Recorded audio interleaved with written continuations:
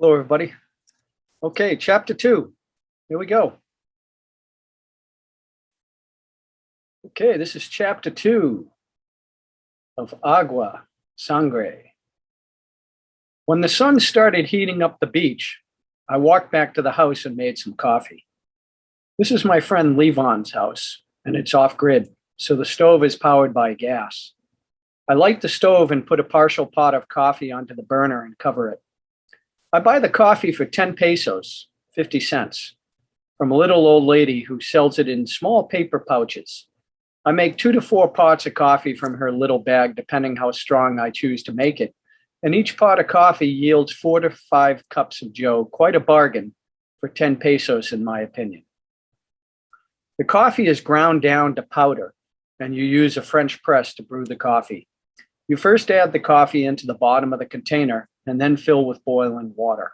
I like to add half of the water, stir it thoroughly, finish filling, and place and cover on top of the container, but do not press down on the plunger.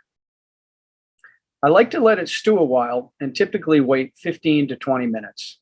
If you push down on the plunger and it does not move easily, it means you need to wait longer.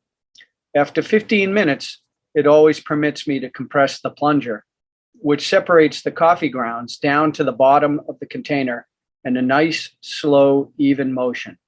It leaves behind delicious coffee, which is now ready to drink. I love this coffee because it is not bitter or acidic at all. It is a joy to drink black because it is so smooth. I have to add cream to most brands of coffee to hide its flaws.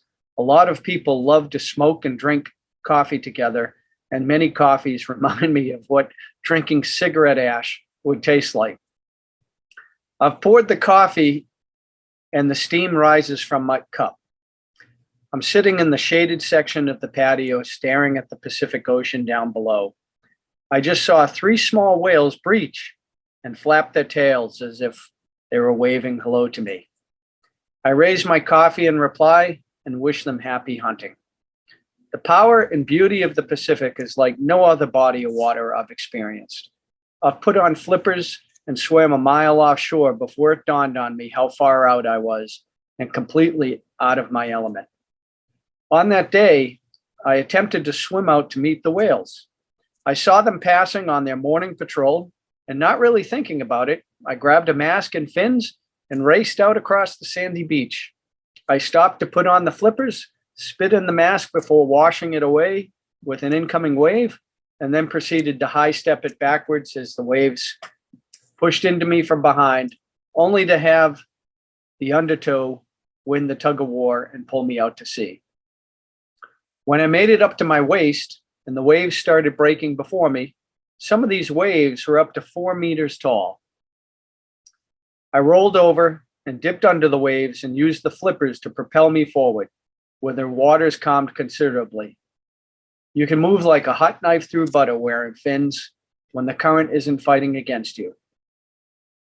I made it to where I thought the whales would be, but they must have heard me coming and moved further out to sea. And I followed without giving it a second thought. When I entered a current flow of extremely chilly water, I imagined I must be in a much deeper section of the Pacific now. So I turned to look back at the beach, and I was shocked at how far I had gone. I could barely make out Levon's house from where I was treading water.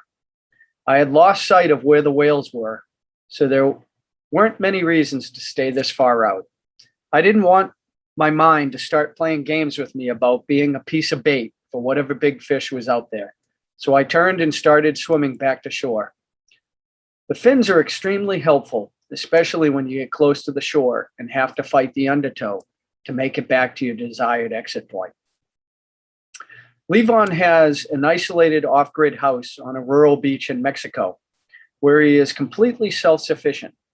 He has his own freshwater well, solar panels that support all of his electrical needs, which aren't much, but include several refrigerators, pumps, and a lot of lights, should he choose to use them all.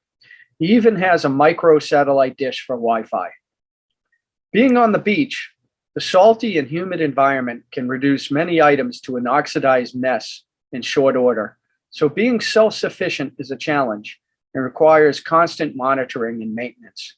You rarely set it and forget it, but the alternative is to go without.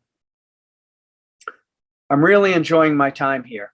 Something as simple as this glorious cup of joe while listening to the waves crash onto the beach, waiting for the next National Geographic moment to arrive as time slows, even as the day unfolds. I struggle with month after month of winter in New Hampshire, so I come to Mexico to break up the monotony of that routine. And every year I seem to stay a little longer than I did the year before. I find a great deal of peace here, but sometimes it takes a week for all my problems and worries to melt away. Probably what Jimmy Buffett meant when he referred to Margaritaville. I don't need a margarita, but wouldn't turn one away if it was offered. Usually the choices here are Victoria or Corona beer. Money alone has never been my primary motivator. I respect the need for money because I always want to be able to do whatever it is I choose to do and never want money to be the reason I cannot do something. However, I always adopted the attitude, how much do I really need? But now, an action I took several years ago has me thinking about how I want to live going forward. I enjoy gambling, but have never been a big gambler because I've always feared addiction. I prefer to stay in control, and placing everything on black and spinning the roulette wheel never appealed to me. I should be excited, happy, ecstatic, but I'm not. I'm concerned it could provide too much complication and attract the wrong type of attention. When I was young and people would ask, would you rather be rich or famous? I considered it a no-brainer. Show me the money. Who the heck wants fame? Not me. I would hate to be walking down the street or out having dinner and be recognized people I don't know. That must be horrendous to contend with after the first couple times when the novelty wears off. Okay, well, today my Bitcoin alone is worth around $7 million US, or 138 million Mexican pesos.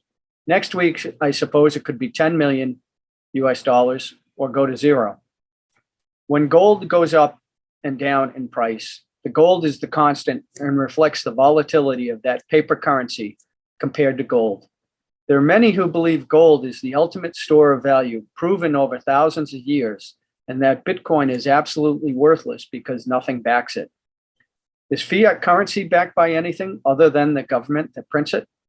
If the world lost confidence in that government, would that fiat currency be worth less or worthless? I suspect most people would recommend cashing in at least half of my Bitcoin and holding it as currency or converting it into property, stocks, bonds, or precious metals. I hadn't thought much about my purchase until I listened to a video on RT.com with Max Kaiser and his wife, Stacy. Supposedly, people had been using these Bitcoin tokens to buy pizzas or to tip hot chicks who flashed for money on Twitch or some other game site. Max and Stacy are pro-Bitcoin and anti-establishment, specifically anti-bankster. I looked at Bitcoin simply as a long-term speculation that you buy, hold, and forget about while you live your life. I tend to be hard on whatever I own, and anything fragile tends to get destroyed when it gets dropped, dinged, or dented.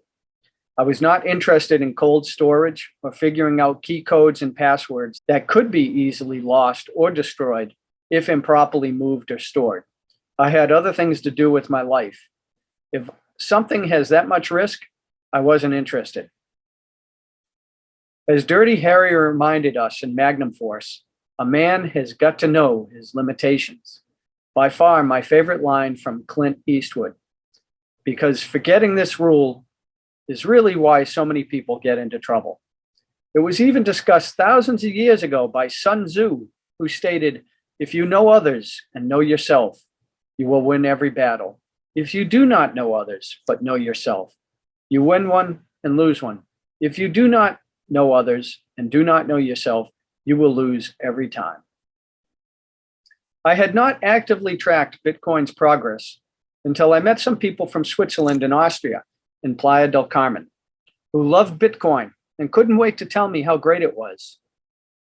I told them I had heard of Bitcoin, but not Litecoin. They told me I'd regret it if I didn't buy Litecoin and many of the other new offerings.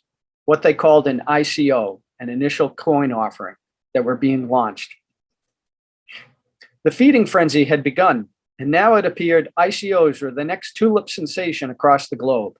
I joked with them that I should create my own ICO. These folks promised that everyone buying these ICOs now would make millions of euros or dollars in a year or two. They were already converting some of their Bitcoin into these altcoins. I remember one of these guys was 3 sheets to the wind, and he came around the table to where I was sitting and draped his arm around me. He started to make his case calmly, but then he started to exclaim excitedly about the future of these cryptocurrencies. He was a big fat guy, and he had to stop periodically to catch his breath. He was sweating profusely, and during these pauses, took a puff from his fag. I had to calm him down and tell him not to get too excited, but I really wanted him to stop talking or breathing on me because it smelled like rancid cigarette smoke. But he was passionate and emphatic. You should be buying with both hands. Buy as much as you can while you can. I was surprised to learn that Bitcoin was up to several $1,000s. Unlike financial markets, Bitcoin traded 24/7, so I started to check it daily. It exceeded all my expectations to see it could continue to appreciate so quickly. I really did like these guys and appreciated the information. One of the guys lives in Germany and told me he attends monthly rallies in Berlin to abolish the Federal Reserve. None of the sheeple in the United States are aware of the evil done by the Fed, but these people in Europe understood how messed up the system was. The USA could create $100 with the click of a mouse, but everyone else around the globe had to produce $100 worth of products or services to earn that $100. It's the end of chapter 2. For we brought nothing into the world, and we can take nothing from it. But if we have food and clothing, we will be content with that. Those who want to get rich fall into temptation and a trap, and into many foolish and harmful desires that plunge people into ruin and destruction. For the love of money is a root of all kinds of evil. Some people, eager for money, have wandered from the faith and pierced themselves with many griefs. That's 1 Timothy 6, verse 7 through 10. Have a great day, everybody. Peace.